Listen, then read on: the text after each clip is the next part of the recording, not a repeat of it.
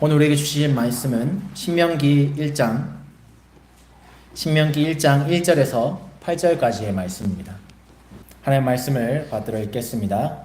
이는 모세가 요단 저쪽 숲 맞은편에 아라바 광야 곧 바란과 도벨과 라반과 하세롯과 디사합 사이에서 이스라엘 무리에게 선포한 말씀이니라. 호렙산에서 세일산을 지나 가데스 바네아까지 10하룻길이었더라. 만째 해 11째 달 그 달 첫째 날에 모세가 이스라엘 자손에게 여호와께서 그들을 위하여 자기에게 주신 명령을 다 알렸으니, 그때는 모세가 헤스본에 거주하는 아모리 왕 시온을 쳐 죽이고 에드라에서 아스다롯에 거주하는 바산 왕 옥을 쳐 죽인 후라.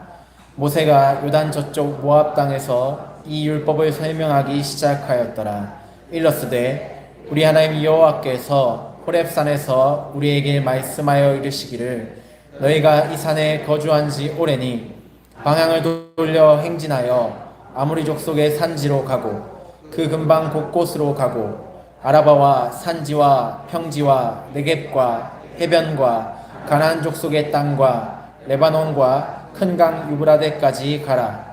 내가 너희의 조상 아브라함과 이삭과 야곱에게 맹세하여 그들과 그들의 후손에게 주리라 한 땅이 너희 앞에 있으니 들어가서 그 땅을 차지할지니라. 아멘. 두 번째 선포된 하나님 나라의 법이라는 제목으로 목사님 말씀 전하시겠습니다.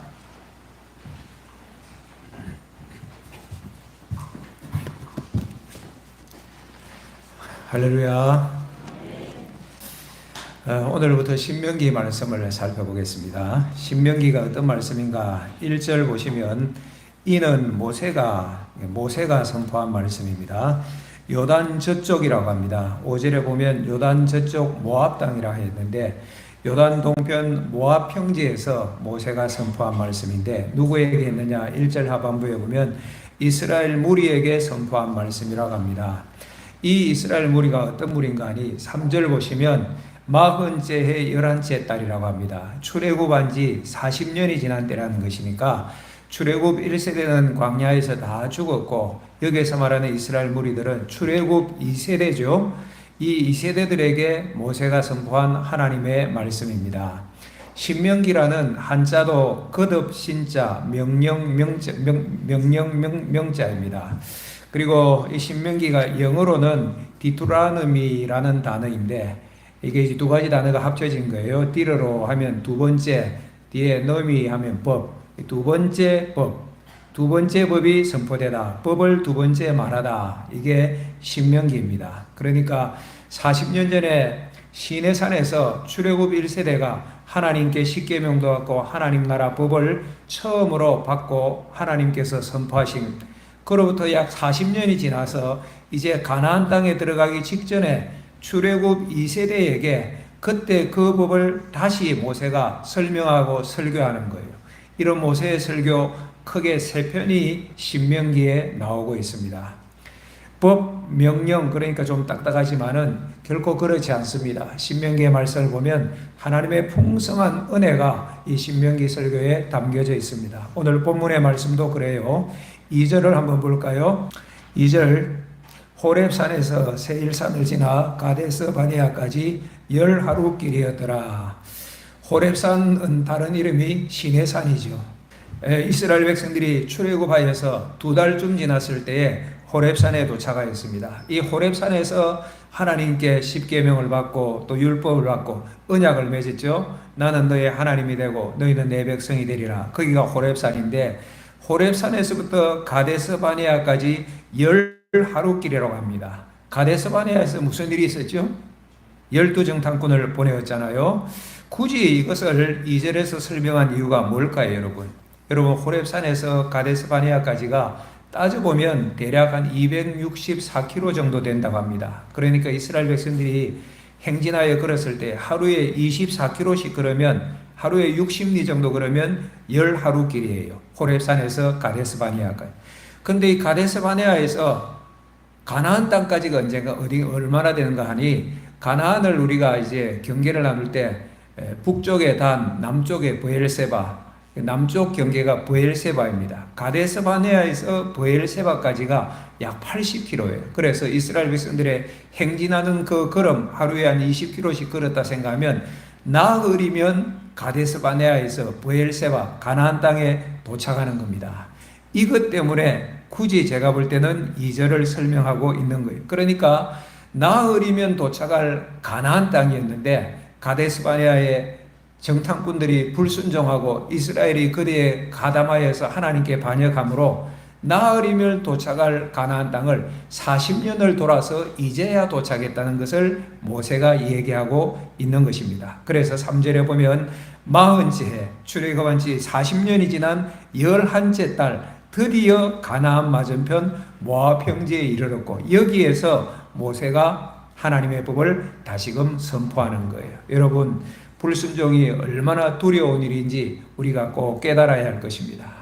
그러나 하나님은 좋으신 하나님입니다. 하나님께서는 40년 동안 방황만 하지 아니하시고 정하신 때가 되었을 때 자기 백성을 약속의 땅으로 이끌어 주시고 이제 가나안 땅에 다시금 세워 주신 거예요. 이게 생각보다 쉬운 일이 아닙니다. 40년이라고 했잖아요. 광야의 생활이 얼마나 열악하였습니까? 거기에다가 200만 명이 넘는 노인도 있고 어린아이도 있을 것이고 병약자들도 있을 것이고 40년 동안 200만 명이 넘는 이스라엘 백성들을 이끌어내신 거예요. 이 백성이 순종은 잘했습니까? 광야 생활 우리가 보았잖아요. 심심하면 불평하고 원망하고 하나님 거역하고 불순종하는 이 무리들을 40년 동안 하나님께서 이끌어 인도하여 내셔서 드디어 가나안 앞에 다시금 세우셨다. 좋으신 하나님, 사랑의 하나님, 사랑의 하나님, 사랑하셔서 인내하고 끝까지 보호하시고 그리고 이 하나님은 신실하신 하나님이에요. 약속하신 것을 반드시 지키시잖아요. 신의 산에서 하나님께서 말씀하셨죠. 내가 너의 하나님이 되고 너희는 내 백성이 되리라. 이렇게 언약을 맺으신 다음에 40년 동안 잊지 아니하시고 이 언약대로 인도하셔서 끝내는 가나안 앞에 지금 세우시는 거예요. 여러분, 사람은 그렇지 못한 경우가 많습니다. 여러분은 어떻게 신실하십니까? 우리가 그러고 싶은 마음은 있지만은 그러지 못할 경우들이 많이 봐요. 그 사람 자체가 악할 수도 있고 또 어떤 사람은 약속은 하고 지키기를 원하지만은 약속을 지킬 만한 능력이 되지 않기 때문에 지키지 못하는 사람도 있습니다. 우리도 대통령이 선출되면 서약을 합니다. 헌법과 법률에 따라서 국민의 자유와 복지를 정진하고 나라를 잘 다스리겠습니다. 손을 딱 얹어서 서약을 하지. 잘 되어지면 너무 감사한 일인데 때로는 서약한 대로 안 될 때도 있지 않습니까? 제가 얼마 전에 2차 세계대전에 대한 다큐를 보았습니다. 독일의 그 히틀러 정권 말입니다. 위대한 독일을 약속하고 그렇게 정권을 잡았습니다. 위대한 독일, 위대한 백성으로 세워나가겠다.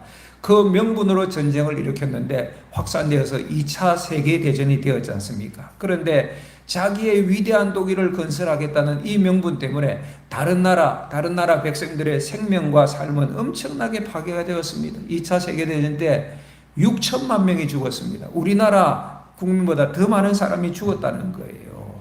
시체들이 산더미처럼 거듭거듭 쌓여 있는데 그 장면을 보는데 너무 비참하고 참혹하더라고요. 그런데 전쟁 말기에 가면 독일이 이제 패망에 이르게 될 즈음에 히틀러가 자기 국민들도 죽입니다. 패배해서 적국의 약한 모습을 보이느니 차라리 우리 손에 죽는 게 낫지 하면서 지하에 숨어있는 자기 국민들 향하여 총격을 가하고 전쟁 말기에 보면 여기 있는 우리 10대 아이들 같은 어린 아이들을 돌격대라는 이름으로 전쟁에 보내서 많이 죽었고 노인들에게 군복 입혀서 총알바지하고 그래서 2차 대전 때 독일 백성들이 700만 명이 죽었습니다. 뭐예요? 사랑이 없는 것입니다. 위대한 나라 약속은 하였지만 그 약속을 지켜낼 만한 능력이 없는 것입니다. 이런 지도자라면 끔찍하죠. 그래서 우리가 나라를 위해서 정말로 기도 많이 해야 하는 것입니다. 여러분, 세상 사람들은 이럴 수 있습니다. 그러나 하나님은 자기 백성들을 사랑하십니다. 뿐만 아니라 신실하게 약속을 지켜가신 좋으신 하나님이십니다. 그렇게 하실 수 있는 것은 또한 하나님은 전능하신 하나님이시기 때문입니다. 모세가 이 하나님의 법을 오늘 신명기에서 다시금 선포하는데 그 때가 참 묘해요. 4절 볼까요? 4절 같이 읽읍시다.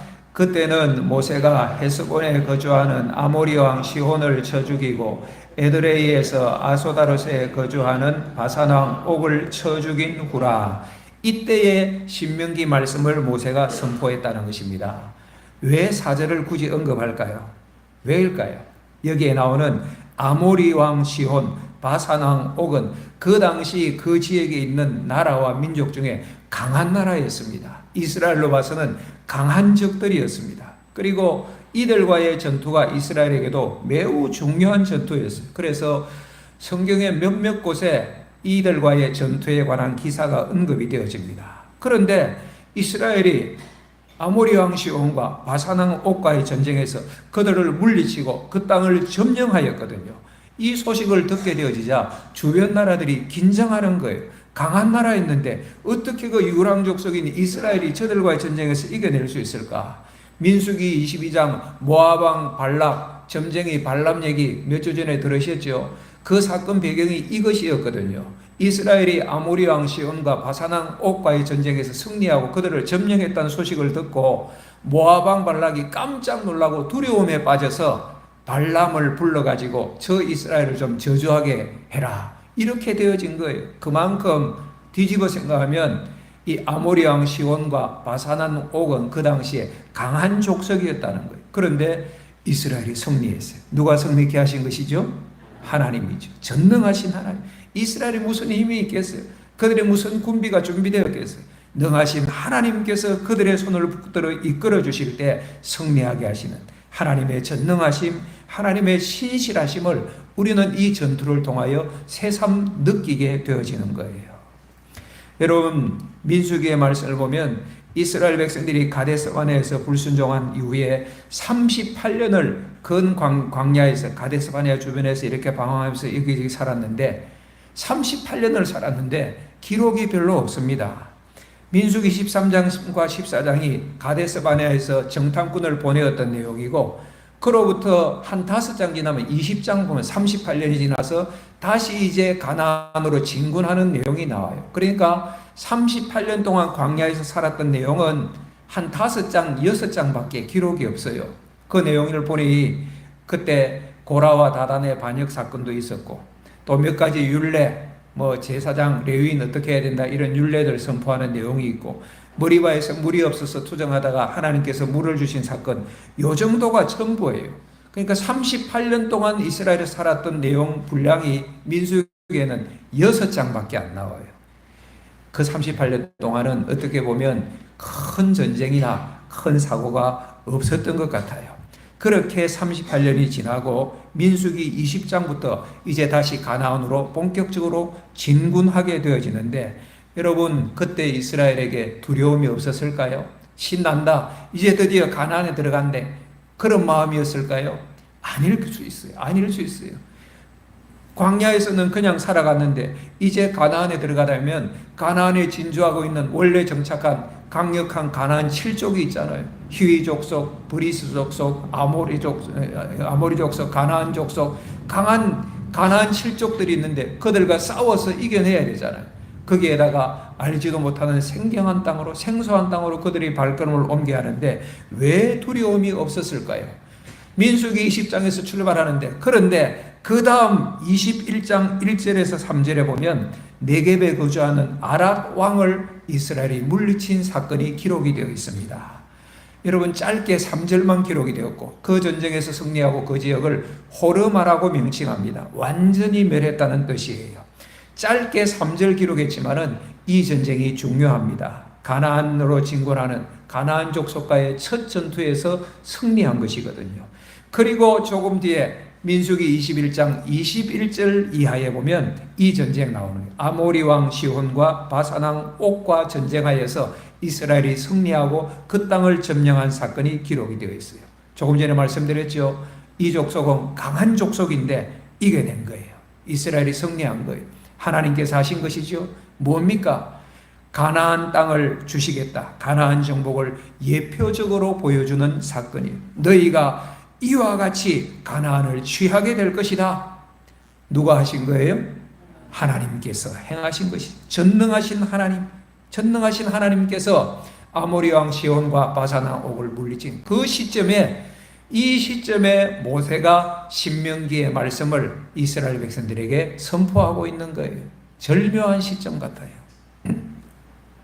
5절, 모세가 요단 저쪽 모압 땅에서 이 율법을 설명하기 시작하였더라. 이 율법은 새로운 율법 아니고요, 40년 전에 시내산에서 받았던 그 율법을 신세대들에게 다시금 모세가 가르치는 거예요. 십계명과 여러 율례들을 가르치고, 특별히 신명기의 말씀 보면 예배를 강조해요. 너희들이 절대 하나님 앞에 예배드려야, 다른 신 절대 섬기면 안 된다. 사랑하는 여러분, 특별히 우리 학생 청년 여러분, 예배 잘 드시기를 축복합니다. 하나님의 뜻이에요. 그리고 신명기 마지막으로 가보면 이 하나님의 법에 순종하는 자에게 주시는 하나님의 축복과 불순종한 자들에게 임할 하나님의 저주가 신명기에서 선포되고 있는 거예요. 이런 내용이 신명기의 말씀입니다. 이렇게 5절에서 이제 설명하면서 6절에 보시면 호렙산에서 명하셨던 가나안 땅에 대한 하나님의 뜻을 다시금 모세가 선포하고 있습니다. 6절 볼까요? 우리 하나님 여호와께서 호렙산에서 우리에게 말씀하여 이르시기를 너희가 이 산에 거주한 지 오래니, 호렙산에서 거주한 지 오래, 한 1년쯤 거주했어요. 출애굽한 지 3월 15일에 거기에 도착하여서 제2년 2월 20일경에 시내산을 떠났거든요. 그러니까 그건 1년쯤 있었잖아요. 7절, 이제 방향을 돌려서 행진하여 아모리 족속의 산지로 가고 그 근방 곳곳으로 가고 아라바와 산지와 평지와 네겝과 해변과 가나안 족속의 땅과 레바논과 큰 강 유브라데까지 가라. 7절은 이스라엘이 이제 행진할 방향과 차지할 땅에 관하여서 말씀하신 것인데, 8절 보십시오. 하나님의 명령과 약속이 이렇게 주어졌다는 것인데, 시작. 내가 너희의 조상 아브라함과 이삭과 야곱에게 맹세하여 그들과 그들의 후손에게 주리라 한 땅이 너희 앞에 있으니 들어가서 그 땅을 차지할지니라. 아멘. 40년 전에 하나님께서 이와 같이 말씀하셨고 또다시 이스라엘 신세대들에게 이와 같이 명령을 하고 계시는 거예요. 여러분, 하나님은 약속을 잊지 않으세요. 아브라함에게 땅을 주리라, 그 약속을 잊지 않으셨어요. 이삭에게, 야곱에게, 그 후손들에게 반드시 내가 약속한 땅을 너희에게 주리라 잊지 아니하시고 오늘 말씀하시는데, 그 땅이 너희 앞에 있으니 이제 들어가라. 그래야 하면 차지할 것이라. 할렐루야. 가셔서 차지하시기를 축복합니다. 하나님이 약속하신 가나안 땅은 젖과 꿀이 흐르는 땅입니다. 이 땅은 하나님께서 이스라엘에게 선물로 주실 땅이거니와 동시에 이스라엘이 하나님의 말씀과 명령에 순종하여 믿음으로 정복해야 할 땅입니다. 여러분, 언제나 그렇듯이 하나님께 순종하면 복이 있습니다. 3절을 보실까요? 하나님께서 신명기의 율법을 다시금 명령하시는데, 하나님이 우리에게 뭔가 명령하시잖아요. 말씀하시잖아요. 율법을 주시잖아요. 그 명령의 성격을 3절이 잘 보여줘요. 40째 해 11째 달 그 달 첫째 날에 모세가 이스라엘 자손에게, 그 뒤부터 같이 읽읍시다. 여호와께서 그들을 위하여 자기에게 주신 명령을 다 알렸으니, 하나님의 법도는 어떤 성격을 가져요? 첫째는 여호와께서, 누가 주신 거예요? 하나님께서 주신 거예요. 하나님 누구십니까? 전능하신 하나님, 신실하신 하나님, 사랑의 하나님께서 사랑의 마음으로 그 백성들에게 주신 거예요. 그래서 두 번째는 보면 여호와께서 누구를 위하여? 3절 보세요. 누구를 위하여?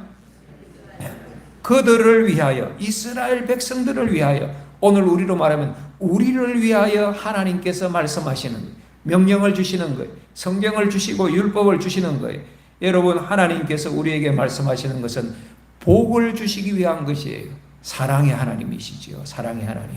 그리고 세 번째로는 마지막에 보면 그들을 위하여 자기에게 주신 명령을, 여러분, 하나님의 명령이에요. 명령은 반드시 지켜야 하는 것이지요. 그리고 하나님의 명령에 순종하면 하나님께서 이루어 주세요. 내가 이루는 것이 아니라 우리는 순종의 마음으로 일어서면, 믿음으로 선택하면 이루시는 분은 하나님이세요.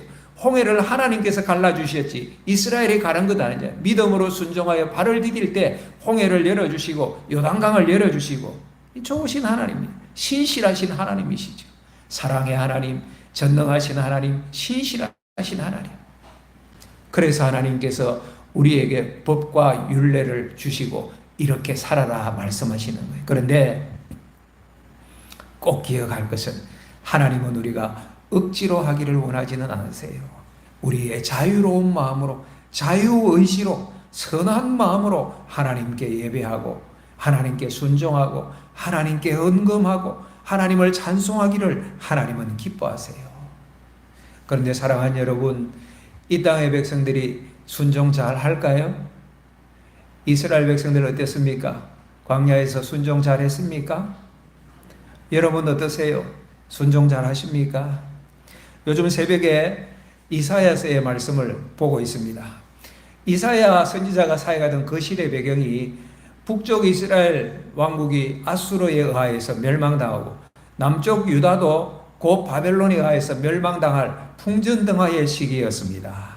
그런데 이사야 40장 이후부터는 하나님의 회복과 구원이 선포돼요. 39장까지는 나라의 멸망, 죄악 이런 것들이 지적되면서 막 이렇게 막 불안하고 막 그런 분위기였는데 나라가 멸망하니까 어떻게 되겠습니까? 40장부터는 하나님께서 새 일을 행할 것이다. 바벨론이 멸망할 것이다. 그리고 포로로 된 너희들이 다시금 돌아오게 될 것이고 예루살렘이 회복될 것이야. 이것이 이사야 40장 이후 후반기의 말씀입니다. 이 말씀을 지금 새벽에 살펴보고 있거든요. 얼마나 좋은지 몰라요. 새벽 기도회에 많이 나오시기를 바랍니다. 여러분, 이런 말씀을 읽고 들으면 하나님의 구원이 너무 기쁘고 감격이 되고 찬송이 저절로 나옵니다. 그러나 여러분, 이 말씀만 바라보고 하나님의 구원만 생각하면서 실패의 역사를 반복해서는 안 됩니다. 이걸 잊어버리는 교인들이 종종 있어요. 성경에 이스라엘의 실패의 역사들이 나오는 것은 그 실패의 역사를 교훈 삼아서 너희들은 그리하지 말고 믿음으로 승리하라. 이것이 우리에게 주신 하나님의 뜻이거든요. 그런데 우리가 알거니와 이게 잘 안 되어집니다. 우리의 성정이 너무 연약해요. 우리의 믿음이라는 것은 너무 보잘것없어요. 여러분 자신을 너무 믿지 마시기를 바랍니다. 이스라엘 백성들 보십시오. 이사야 선지자가 그렇게 경고했건만, 예레미야 선지자와 여러 선지자들이 그렇게 경고했건만 그 거듭된 경고에도 불구하고 끊임없이 하나님을 배역하고 범죄하고 하나님을 거역함으로 결국 북이스라엘도 망하고 남유다도 망하고 이스라엘 전체가 멸망했지 않습니까? 이런 역사의 교훈을 보면서 우리가 깨닫는 것이 뭡니까? 우리 하나님 사랑한다고, 예수님 사랑합니다, 찬송하고 기도합니다. 믿음 얘기하는데 믿음 말하지만은 실제 믿음으로 사는 자가 많지 않다는 것입니다. 그러나 기억하십시오. 많지는 않지만은 그럼에도 불구하고 믿음으로 사는 자가 있다는 것도 분명한 사실입니다. 가나안 12정탐꾼 가데스 바네아에서 출발하여서 40일 동안 가나안을 정탐하는데 돌아와서 믿음으로 보고한 사람은 여호수아와 갈렙 두 사람이었고 10명은 불신앙의 보고를 하였습니다. 12명 중에 믿음의 사람은 2명밖에 없었습니다. 이 정도 비율이에요. 믿음 얘기는 하지만은 결정적인 순간에 믿음을 선택하고 하나님을 기쁘시게 하는 자는 한 10% 정도, 교인들 가운데 이 정도 수준일 것 같아요. 그때 그랬다면 오늘은 크게 다를까요? 생각해 보면 별반 다를 것 같지 않는 불안한 마음이 있습니다. 성경에 보면 이런 것들이 많아요. 야곱의 12아들이 있었지만 하나님이 주신 꿈을 품고 성결하게 끝까지 믿음을 지켜갔던 사람은 요셉 한 사람이었습니다. 예수님께 12제자가 있었지만 마지막 십자가에 달릴 때 그 십자가 앞에 서 있었던 사람은 요한 한 사람이었습니다. 나머지 11명은 다 도망갔고 어떤 사람은 예수님을 팔아버렸고 어떤 사람은 예수님을 욕하고 모른다고 저주해버리고 11명 중에 12명 중에 11명이 부인하고 떠나가 버렸습니다. 11명 중에 한 명이었습니다. 누가복음 17장에 10명의 나병 환자가 예수님께 나와 고침을 받았습니다. 나병에서 한세시병에서 고침받으신 얼마나 감사한 일입니까? 돌아와서 예수님께 감사합니다 하며 하나님께 영광 돌린 사람은 한 사람이었습니다. 10명 중에 9명은 그냥 가버렸어요. 사랑하는 여러분, 이 정도예요. 하나님의 은혜를 입은 자 중에 정작 믿음으로 사는 자는 한 10%? 좀 크게 잡으면 20% 정도 될까? 오늘은 크게 다를까? 사랑하는 여러분, 여기에서 우리 스스로를 살펴보아야 됩니다.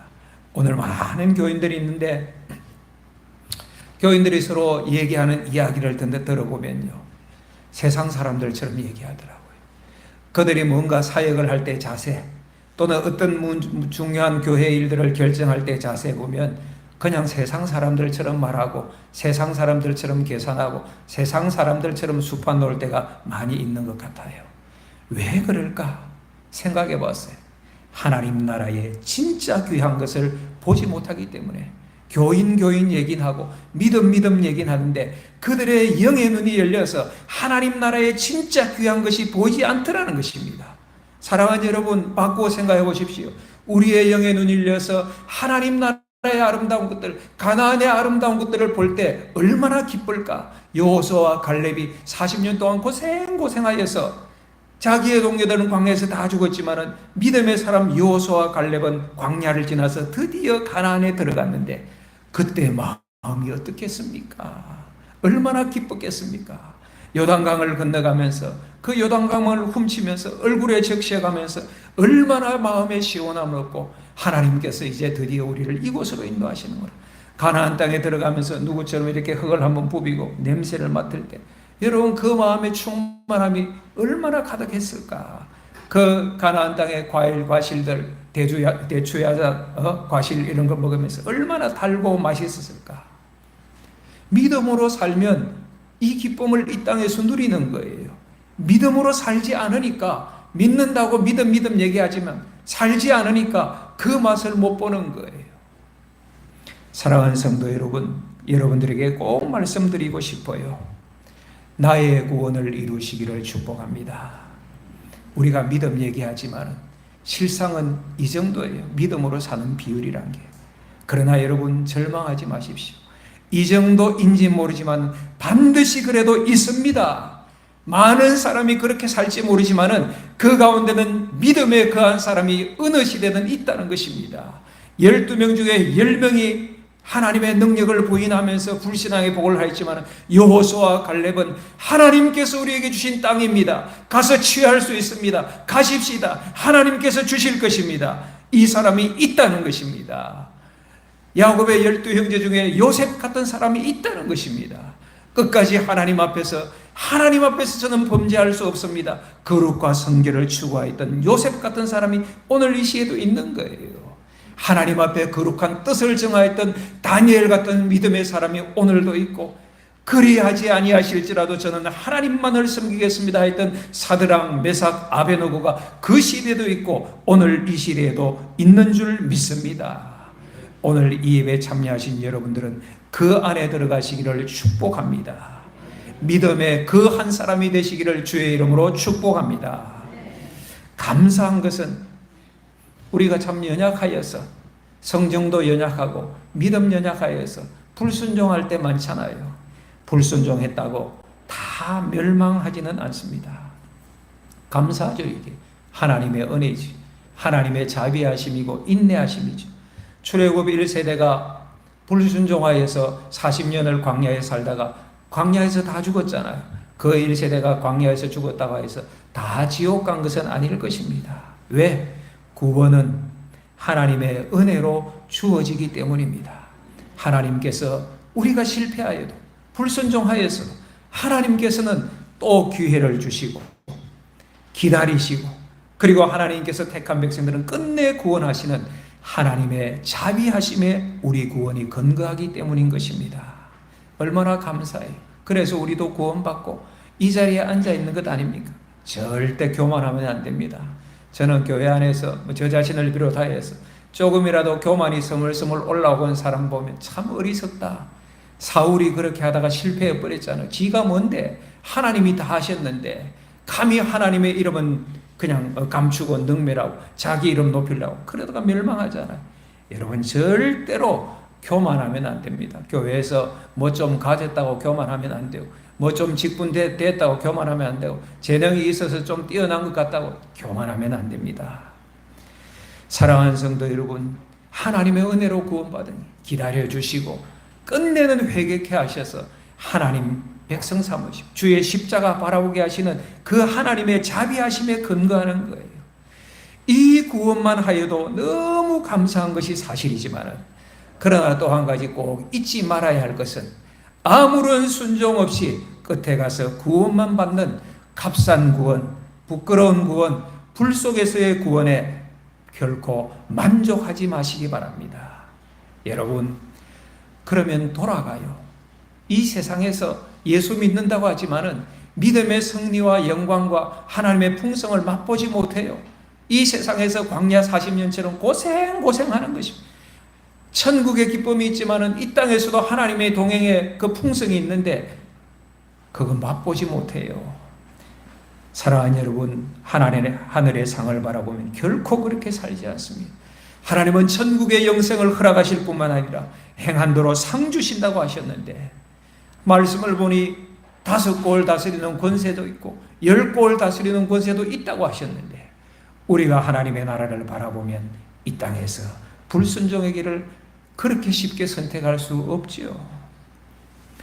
우리가 신앙생활을 하는데 여러분, 신앙생활에 힘써야 될 것이 2가지인 것 같아요. 첫째는 우리가 함께 구원받고 또 하늘상 받기 위해서 힘써야 할 것입니다. 성도들과 함께 예수 잘 믿도록, 이웃과 함께 복음 전하여서 이 십자가 복음의 은혜 안에 들어와서 예수 잘 믿고 하늘의 상 받을 수 있도록, 사랑하는 여러분 가족들이 다 예수 믿고 천국 갈 수 있도록 우리가 함께 구원받고 하늘상 받을 수 있도록 최선을 다하는 것이 우리가 해야 될 일이에요. 그 일을 위하여서 성도들이 있는 것입니다. 여러분 혼자 있으면 안 되니까 우리 장로님들, 권사님들이 계셔서 함께 기도해주고 손잡아 이끌어주고, 그 일을 위하여 전 목사도 있는 거예요. 말씀을 가르쳐서 하나님의 법도대로 살아가도록 교훈하고 책망하고 바르게 하고 의로 교육하도록, 그것 돕기 위해서 목사도 있고 우리 사역자들도 있는 것입니다. 여러분들이 그 말씀을 잘 받으면, 아까 말씀드렸잖아요. 하나님의 명령, 하나님의 율법은 하나님께서 우리들을 위하여서 명하신 것입니다. 우리에게 복이 되기 위하여 주신 말씀이라고. 여러분들이 그 말씀대로 살아가면 복이 되는 것입니다. 성도들과 함께. 그런데 아무리 함께 하려고 해도 안 될 수도 있습니다. 그때는 언제 해야 됩니까? 안 되면 나의 구원을 이루어 가셔야 됩니다. 여러분들이 하나님 앞에서 구원받은 백성으로 믿음의 삶을 날마다 걸어가기에 최선을 다하셔야 됩니다. 창세기 19장에 소돔과 고모라가 불과 유황불로 멸망당한 사건이 나와요. 하나님께서 천사를 보내어 주셔서 롯과 그 가족을 구원하기로 작정하셨습니다. 그래서 롯이 그 소식을 듣고 가족들을 부르고 또 딸들과 결혼할 사위들까지 불러서 이 성이 멸망할 것이니 빨리 도망하자. 그때의 사위들은 농담으로 여겼습니다. 너무나 안타까운 일이죠. 롯이 지체하였어요. 또 그 가족들도 모르겠어요. 마음이 그 동네에 뭐 검은 보화가 있는지 뭐 좋은 것이 있는지 주제했는지 모르겠어요. 그 말씀에 보면 주체하니까 천사가 재촉하여서 롯의 손을 잡아서 성 밖으로 인도하여서 살았습니다. 그때 말씀 창세기 19장 16절입니다. 여호와께서 그에게 자비를 더하심이었더라. 구원은 하나님의 은혜죠. 여호와께서 롯에게, 그 가족에게 사랑과 자비하심을 더하셨기 때문에 그들은 구원받은 거예요. 그런데 그들 가운데도 끝까지 안 되는 사람도 안타까웠지만 있었습니다. 롯의 아내였습니다. 마지막 순간에 멸망할 소돔 고모라를 다시 돌아보다가 소금 기둥되고 말았지 않습니까? 사랑하는 여러분, 우리는 함께 구원받기 위하여 최선을 다해야 되겠지만 죄송하지만 안 될 수도 있습니다. 여러분 사랑하는 이들 가운데 안 될 수도 있습니다. 그것까지 우리가 다 책임질 수는 없는 것입니다. 그때 어떻게 해야 합니까? 최종적으로 가장 중요한 것은 나의 구원을 이루어가는 것입니다.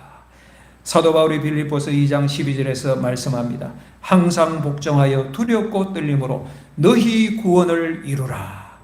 구원받은 하나님의 백성들인데 뭐 구원을 이루라는 것입니까? 구원받은 하나님의 백성으로 매 순간 믿음의 삶을 선택하라는 것입니다. 믿음으로 살아가는 것입니다. 사랑하는 성도 여러분, 오늘도 우리를 향하여서 구원의 손을 내미시는, 사랑의 손을 내미시는 주님의 손을 꼭 붙드시길 예수님의 이름으로 축복합니다. 이 기회가 언제까지나 주어지는 것은 아닙니다. 하나님의 때가 있습니다. 신명기의 말씀은 출애굽 2세대들에게 주신 하나님의 나라 법입니다.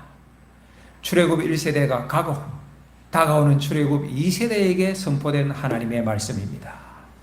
사랑하는 여러분, 우리의 다음 세대는 믿음 생활 우리보다 더 잘할까요?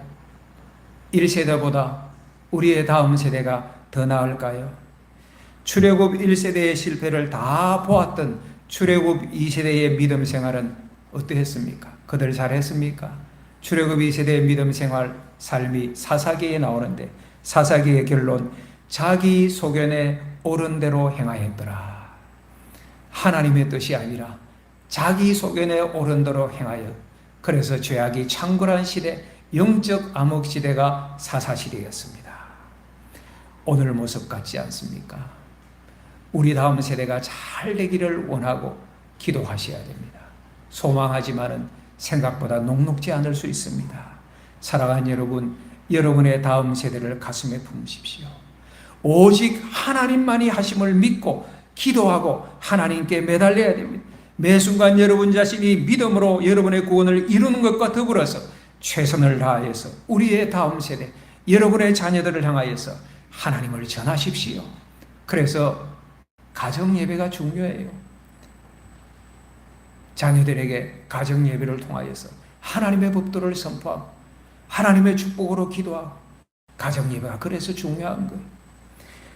교회에서 하는 성경 공부가 그래서 중요한 것입니다. 하나님의 법은 우리에게 축복이거든요. 하나님의 말씀을 하나하나 낱낱이 배워가는 성경 공부가 그래서 중요해요. 사랑하는 성도 여러분, 그리하여서 우리가 만나는 세상, 여러분들이 만나는 가정, 여러분들이 만나는 학교, 여러분들이 만나는 직장, 이 세상에서 하나님의 법도에 믿음으로 순종하여서 믿음으로 승리하시는 우리 모든 신평교회 성도들 되시기를 주의 이름으로 축원합니다. 이제 주신 말씀 생각하며 여러분 자신의 목소리로